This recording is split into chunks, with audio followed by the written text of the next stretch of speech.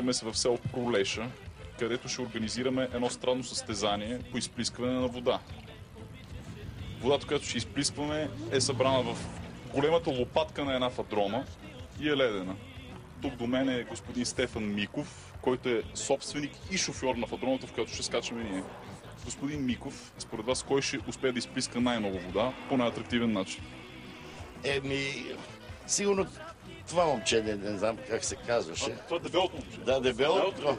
Да, ако пък влезнем и двамата заедно, няма да остане вода.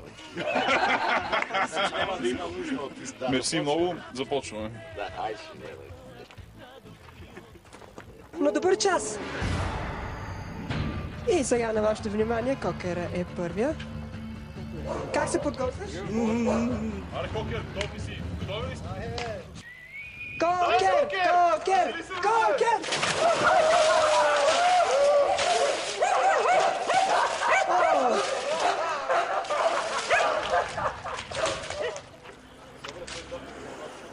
Следващия, който желае да...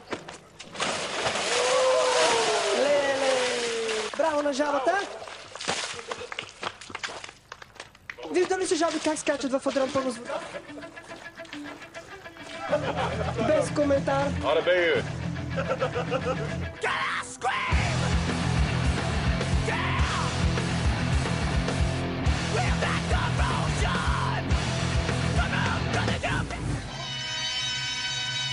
Но сега бос по асфалта и сега тръбанта на вашето внимание!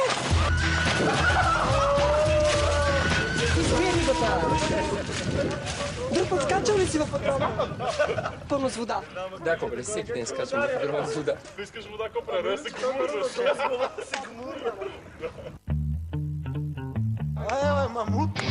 Малки и големи, на вашето внимание, Найден! Найден Кита! Добре ли скочи?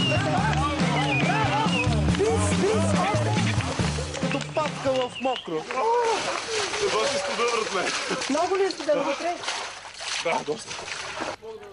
Аз няма да участвам, тъй като съм певец и все пак тук и духа ветрец и трябва да се пазя все пак здравето. I'm too sexy for my love, too sexy for my love.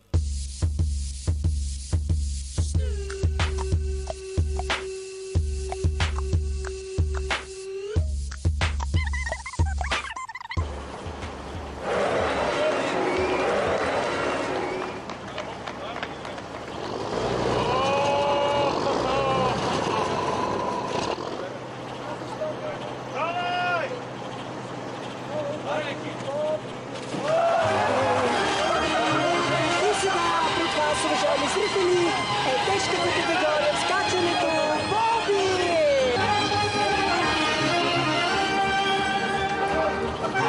Тежката категория на света. Какво е настроението? Екстра, екстра.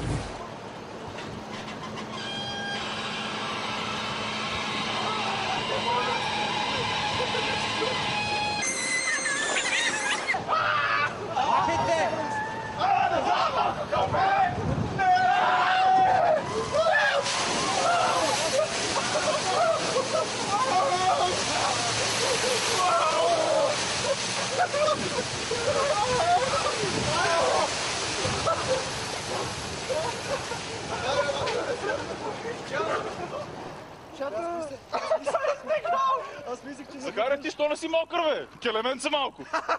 Скатали се. Един неразделен глас с радостни болки и мечти. Състезанието по изплискване на вода от фадрома завърши. Както всички видяхте, аз съм победителя и успях да се справя най-добре. А сега отиваме на абитуриентски бал. Едно! Три! Четири!